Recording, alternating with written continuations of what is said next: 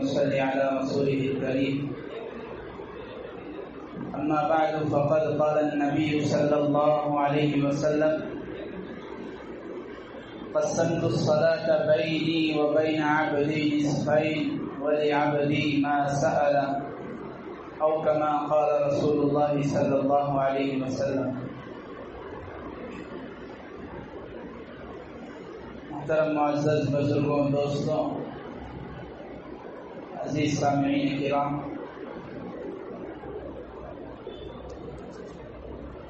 قرآن پاک کی فضیلت کے اعتبار سے اور فہرست کے اعتبار سے سورہ فاتحہ ایک ایسی جامع سورت ہے جسے ام القرآن کہا گیا ہے. ام القرآن کا مطلب پورے قرآن کی ماں، پورے قرآن کی جڑ، خلاصہ، نچوڑ اللہ تبارک و تعالیٰ نے سورہ فاتحہ میں پیش کر دیا ہے. اسی لیے مفسرین نے لکھا ہے کہ پورے قرآن میں اللہ تبارک و تعالیٰ نے جتنے بھی عناوین بیان کیے ہیں، جتنے بھی ٹاپک کا تذکرہ ہوا ہے، وہ خلاصے کے طور پر 3 ہیں. نمبر 1، اللہ تعالیٰ نے قوموں کا تذکرہ کیا، قوموں کی بربادی کا، اچھے قوموں کا تذکرہ، برے قوموں کا تذکرہ، فرما برداروں کا تذکرہ، نافرمانوں کا تذکرہ. یہ ساری بیان کر کے اللہ تبارک و تعالیٰ نے اپنی توحید، اپنے ایک ہونے کو، اپنے رب ہونے کو، اپنے اکیلے رب ہونے کو بیان کیا ہے. اس کو کہا جاتا ہے توحید. پورے قرآن کا یہ ایک ایسا عنوان ہے، ایک ایسا مضمون ہے جو پہلے نمبر پر بیان کیا گیا، اور دوسرے نمبر پر اللہ تبارک و تعالیٰ نے رسولوں کا تذکرہ کیا ہے.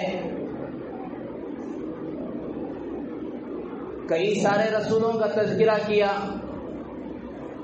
بعض مفسرین نے لکھا ہے کہ تقریباً 23 سے 25 انبیاء کا تذکرہ اللہ تعالیٰ نے صرف قرآن پاک میں کیا ہے، جبکہ 1.25 لاکھ سے زائد حضرات انبیاء کرام علیہم السلام اور رسول آئے، لیکن صرف 23 یا 25 حضرات انبیاء اور رسولوں کا تذکرہ کیا، اور ان کی رسالت اور رسول کون ہوتے ہیں، دنیا میں کیوں بھیجے جاتے ہیں، اس بات کو، اس مضمون کو بیان کیا.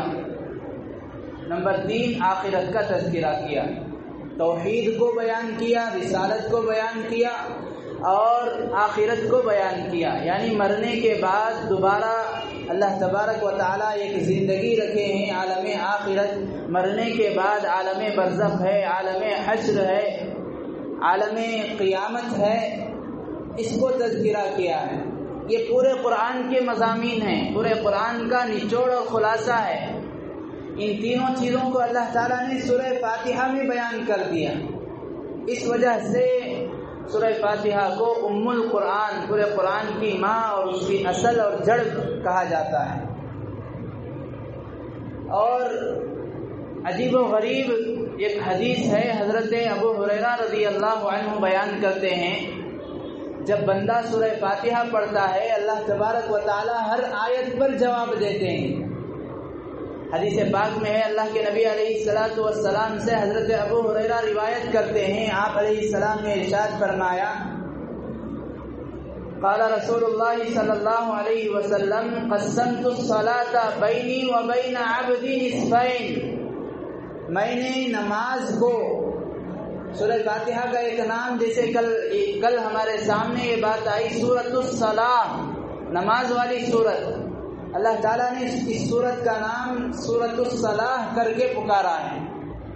اللہ تعالیٰ فرماتے ہیں، میں نے نماز کو، یعنی سورہ فاتحہ کو، میرے اور میرے بندے کے درمیان آدھی آدھی تقسیم کر دیا ہے. مطلب کیا ہے؟ سورہ فاتحہ کی 7 آیتیں ہیں، 3 آیتوں میں اللہ تبارک و تعالیٰ کی توحید، اللہ تعالیٰ کی بزرگی، اللہ تعالیٰ کی تعریف، اللہ تعالیٰ کی تسبیح بیان ہے۔ پھر آخر کی 3 آیتوں میں بندہ اللہ تعالیٰ سے دعا کر رہا ہے، اہدنا الصراط المستقیم صراط الذین انعمت علیہم ایاک نعبد و ایاک نستعین سے دعا کر رہا ہے۔ اسی لیے کہا اللہ تعالیٰ نے فرمایا پہلی 3 آیتیں یہ میری ہیں، میرے لیے ہیں، میری پاکی بیان کی گئی ہے۔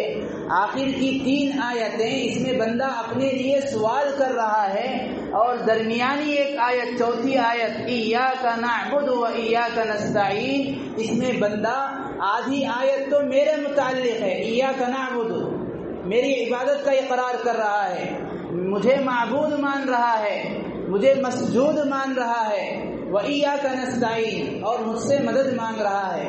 تو یہ ایک آیت میرے لیے آدھی ہے، میرے بندے کے لیے آدھی ہے، وَلِعَبْدِ مَا سَأَلَ اور میرا بندہ جو کچھ سوال کرتا ہے میں اسے عطا کرتا ہوں۔ اتنا ہی نہیں، بڑی تفصیل سے اللہ کے نبی نے بیان فرمایا، جب بندہ کہتا ہے الحمدللہ رب العالمین، یہ آیت پڑھتا ہے، اللہ تعالیٰ جواب میں کہتے ہیں حمیدنی عبدی، میرے بندے نے میری تعریف بیان کی۔ جب بندہ کہتا ہے الرحمن الرحیم، اللہ تعالیٰ جواب میں کہتے ہیں اثنا علی عبدی، میرے بندے نے میری ثنا کی، میری تسبیح بیان کی، میری پاکی بیان کی۔ جب بندہ تیسری آیت پڑھتا ہے مالک یوم الدین، اللہ تعالیٰ جواب میں کہتے ہیں مجدنی عبدی، میرے بندے نے میری تمجید بیان کی ہے، میری تقدیس بیان کی ہے، میری بزرگی بیان کی ہے۔ پھر جب بندہ 4تھی آیت پر پہنچتا ہے ایاک نعبد و ایاک نستعین، اللہ تعالیٰ فرماتے ہیں اس کے جواب میں بھی ھذا بینی و بین عبدی ولعبدی ما سأل، یہ ایک آیت میرے اور میرے بندے کے درمیان مشترک ہے، نصف نصف ہے، آدھی آدھی ہے۔ آدھی میں تو وہ میری بڑائی بیان کر رہا، میری عبادت کا اقرار کر رہا ہے، آدھی میں وہ مجھ سے سوال کر رہا ہے، مجھ سے حاجت کو طلب کر رہا ہے۔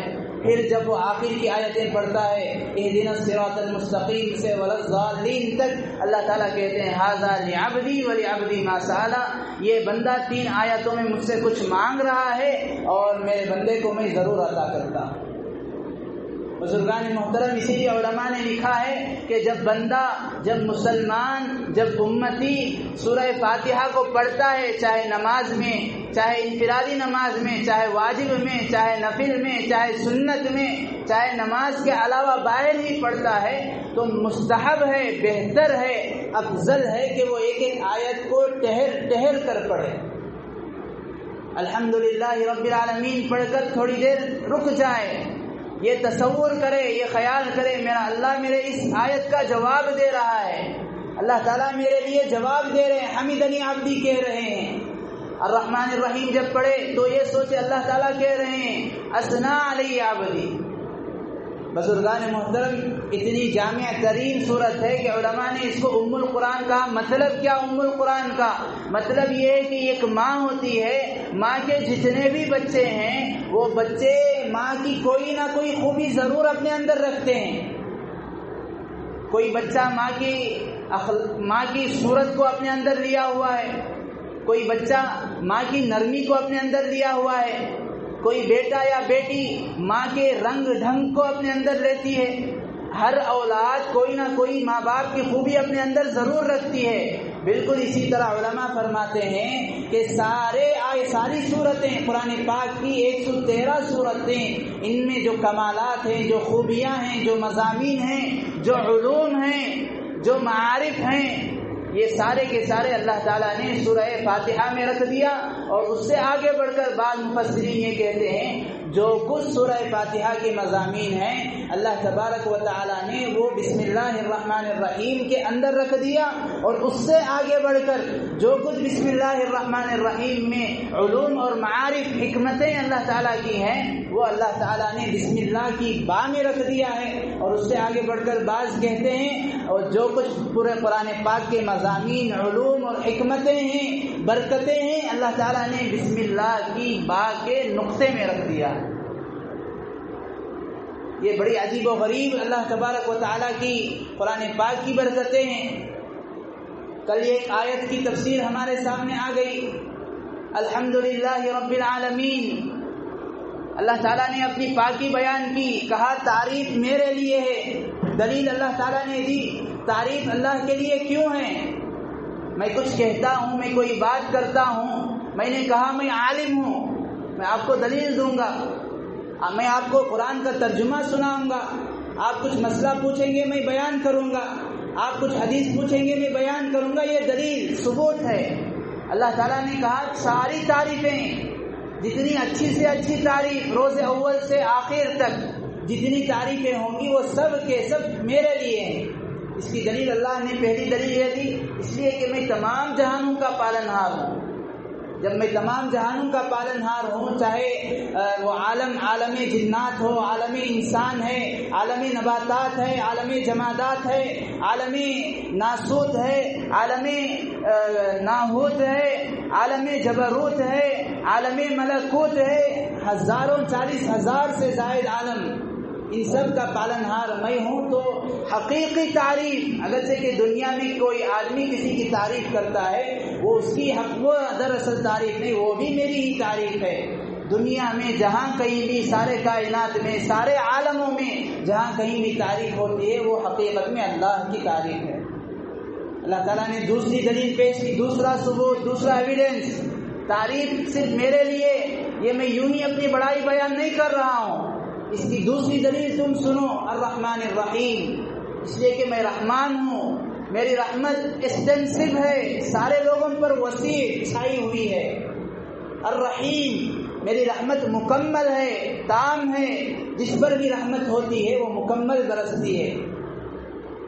یہاں پر رک کر ایک عجیب و غریب نقطہ ہم یہ سمجھتے چلیں، اللہ تبارک و تعالیٰ کے بہت سارے اسماء ہیں، نام ہیں، المنتقم، العفو، ذو الجلال والاکرام، شدید العقاب، سریع الحساب، یہ سارے اللہ تعالیٰ کے نام ہیں۔ ان سب کو چھوڑ کر اللہ تعالیٰ نے الحمدللہ رب العالمین کے بعد الرحمن الرحیم کو کیوں خاص کیا؟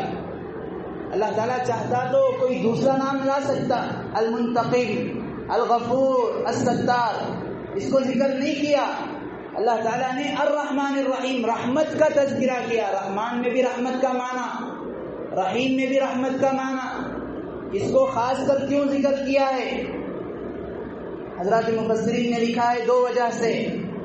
نمبر 1، پہلی وجہ یہ ہے کہ ایک حدیث قدسی میں آتا ہے، ایک حدیث میں اللہ تبارک و تعالیٰ خود ارشاد فرماتے ہیں، سبقت رحمتی علی غضبی، میری رحمت یہ غالب ہے میرے غصے پر، کبھی بھی غصہ مجھ پر غالب نہیں آ سکتا، ہمیشہ میری رحمت یہ غالب رہے گی، یہ پہلے نمبر پر رہے گی۔ اسی لیے ایک حدیث پاک کا مضمون ہے، اللہ کے نبی علیہ السلام نے ارشاد فرمایا، دنیا میں کوئی بھی مخلوق جو اپنے چھوٹوں پر، اپنے بچوں پر رحم کرتی ہے، یہاں تک کہ ایک ماں اپنے بچے پر رحم کرتی ہے، ایک جانور، ایک گائے، ایک اونٹنی، ایک بکری اپنے بچے پر رحم کرتی ہے کہ اس کا بچہ اس کے تھن سے دودھ پی رہا ہے تو وہ اپنے پیر کو تھوڑا کھسا کر رکھتی ہے، پیر کو تھوڑا ہٹا کر رکھتی ہے، یہ اس وجہ سے، اس شفقت کی وجہ سے کہ میرے بچے کو کوئی تکلیف نہ ہو۔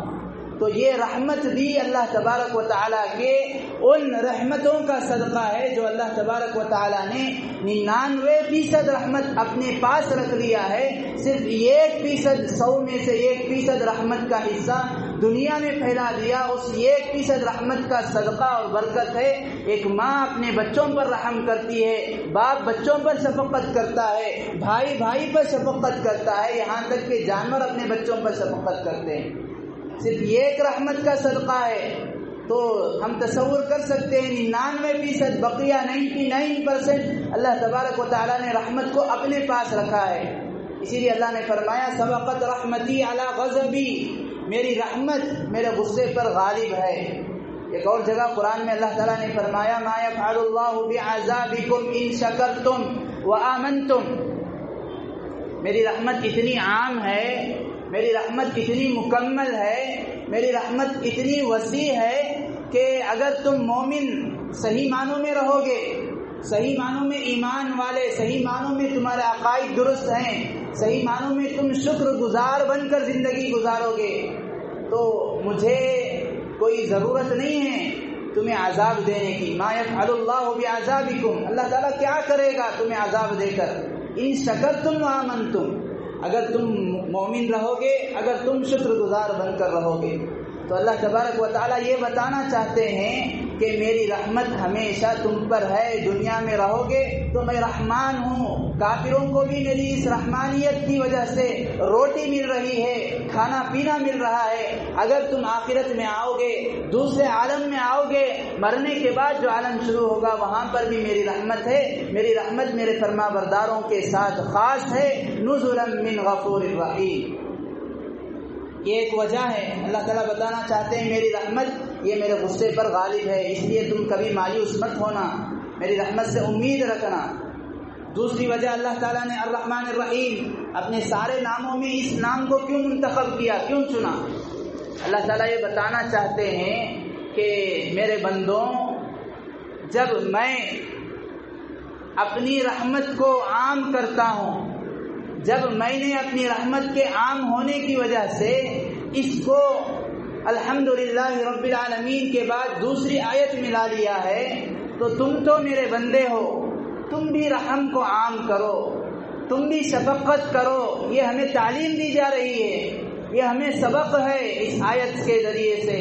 تم بھی ایک دوسرے پر رحم کا معاملہ کرو، ایک دوسرے پر شفقت کا معاملہ کرو، ایک دوسرے کے ساتھ حسن اخلاق کا معاملہ کیا کرو۔